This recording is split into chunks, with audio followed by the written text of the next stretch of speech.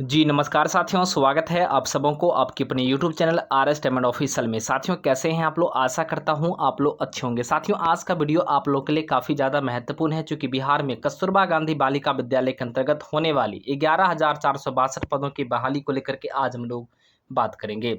ऐसे में खास करके तमाम ऐसे अभ्यर्थी जो BLED या DLED या B.Ed कर चुके हैं, तमाम इन अभ्यर्थियों को बड़ा मौका मिलने वाला है बिहार में कस्तूरबा गांधी बालिका विद्यालय के अंतर्गत होने वाली बहाली में। ऐसे में खबर ऐसा है कि चुनाव से पहले इस प्रक्रिया को बिल्कुल पूर्ण कर लिया जाएगा। मतलब साफ-साफ शब्दों में कह लें तो 3 से 4 महीने में इस प्रक्रिया को पूर्ण करने की पूरी तैयारी बिहार सरकार शिक्षा विभाग के द्वारा बिहार शिक्षा परियोजना परिषद को हरी झंडी प्रदान कर दी गई है। ऐसे में साथी आइए आज हम लोग बात करेंगे आवेदन की प्रक्रिया को लेकर के, डॉक्यूमेंट्स कौन-कौन लगेंगे, योग्यता अर्हता के साथ-साथ आपको वेतन कितना मिलेगा, इसके संदर्भ में भी हम लोग बात बात करेंगे। कुल मिलाकर एक ही वीडियो में आज आपको पूरी जानकारी मिलेगी, तो वीडियो को स्किप किए बिना अंत तक जरूर देखिए। इससे पहले आपने अगर अभी तक चैनल को सब्सक्राइब नहीं किया है तो कर लीजिए, साथ में घंटी के आइकन को जरूर ही प्रेस कर लीजिए। साथियों जैसा कि आप लोग को भली भांति पता है, लगातार बिहार में कस्तूरबा गांधी बालिका विद्यालय में भर्तियां इससे पूर्व भी हुई है, लेकिन कहीं न कहीं जो नई बहाली 11,462 पदों पर होना है, इसको लेकर के लंबे समय से लगातार इंतजार करवाया जा रहा है। लेकिन साथ ही मैं आप लोग को बता दूं, ये इंतजार की घड़ी आप लोग को चुनावी जो समय आ चुका है, चुनावी समय में ही यह पूर्ण होने वाला है, क्योंकि जब-जब चुनाव आता है, तब-तब बहाली की प्रक्रिया को धरातल पर लाने का प्रयास किया जाता है, ताकि वोट बैंक को बढ़ाया जाए। ऐसे में बिहार कस्तूरबा गांधी बालिका विद्यालय यानी KGBV में 2025 में कुल 11,462 पदों पर भर्ती की जाएगी। यह भर्ती अंशकालिक शिक्षिका का होगा, वार्डन शिक्षिका का होगा, पूर्णकालिक शिक्षिका का होगा, लेखपाल के होगा, रसोइया, चौकीदार, चपरासी के साथ-साथ विभिन्न पदों के लिए होना है, जिसमें अकाउंटेंट के पद भी शामिल है।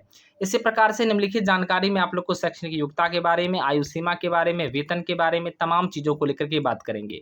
तो इस प्रकार से साथियों आप लोगों ने समझ चुके हैं कि कहीं न कहीं इस बार चुनावी प्रक्रिया है और चुनाव से पहले ये प्रक्रिया को पूर्ण कराना सरकार की ज़िम्मेदारी है। अगर नहीं होगा तो इसका वोट बैंक पर काफ़ी ज़्यादा असर भी देखने को मिलेगा, चूँकि लंबे समय से सिर्फ़ जो है गुमराह किया जा रहा, बहाली धरातल पर देखने को नहीं मिल रहा है।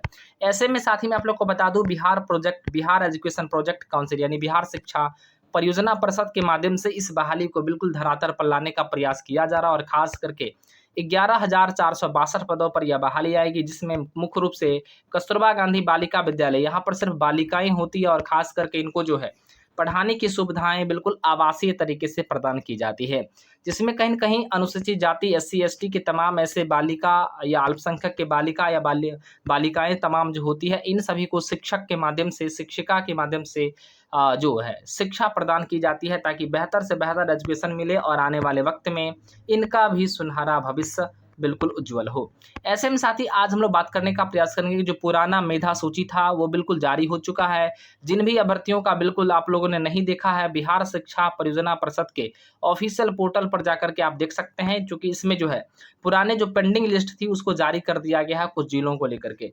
ऐसे में दोस्तों कहीं न कहीं इसमें अगर मैं नाम पढ़ने का प्रयास करूँ तो रश्मि कुमारी है, प्रिया कुमारी है, रूपा कुमारी है, ज्योतिषना कुमारी है, कंचन कुमारी है, उसके बाद जो है एक और पूजा कुमारी है, अनुराधा कुमारी है।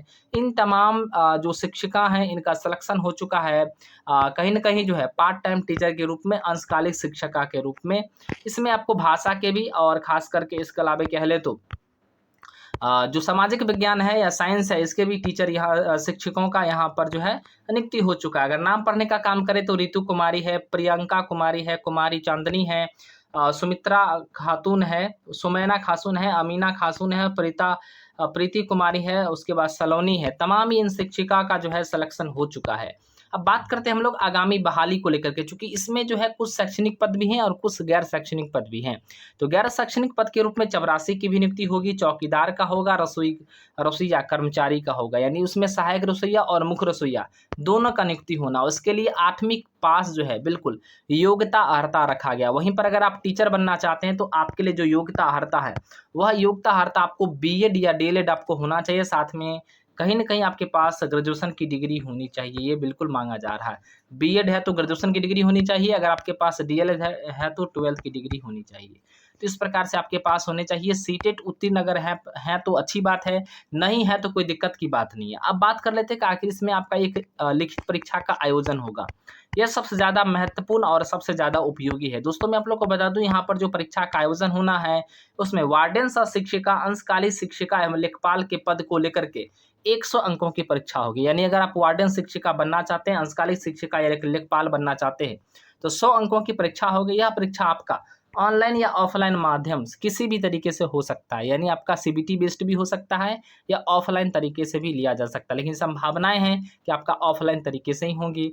इन पदों के लिए आपको खास करके न्यूनतम 40 अंक आपको हर हाल में लाना ही लाना, मतलब 100 में 40 लाते हैं तो आपके सिलेक्शन जो है बिल्कुल होने के संभावनाएं रहेगी। लेकिन आपको बेस्ट से बेस्ट स्कोर करना है, ताकि अगर आप ज़्यादा स्कोर करेंगे तो आपका मेरिट वहाँ पर बिल्कुल मेधा सूची आपका बन जाएगा और आपका सिलेक्शन हो जाएगा। बात कर लेते हैं कि अनुसेवक, रात्रि प्रहरी, मुख्य रसोइया और सहायक रसोइया हेतु 100 अंकों की अंतर्वीक्षा ली जाएगी। यानी यहाँ पर परीक्षा नहीं होगा, उनका डायरेक्ट यानी कह लें तो उनका कहीं न कहीं जो है साक्षात्कार तरीके से ली जाएँगी। मतलब उनसे कुछ पर्सनल चीज़ें पूछी जाएँगी उस काम के रिगार्डिंग, और फाइनली तब जाकर के इनका जो है उसके आधार पर उनका सिलेक्शन होना है।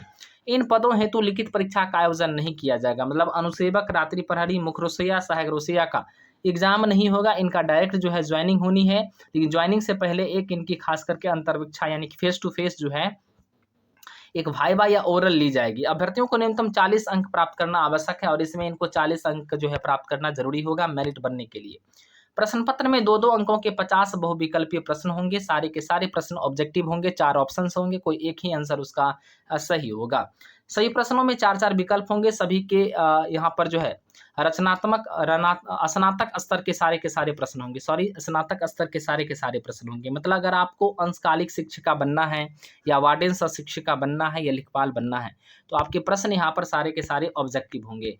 अब बात कर लेते हैं कि आखिर किस किस सेक्शन से आपको क्वेश्चन पूछे जाएंगे। तो वार्डन सह शिक्षिका के लिए समान ज्ञान और समान अभिवृद्धि से 50 क्वेश्चन आएगा। मैथमेटिक्स के 10 क्वेश्चन रहेंगे, भाषा के 10 क्वेश्चन रहेंगे, हिस्ट्री, ज्योग्राफी और विज्ञान के 10 अंक रहेंगे।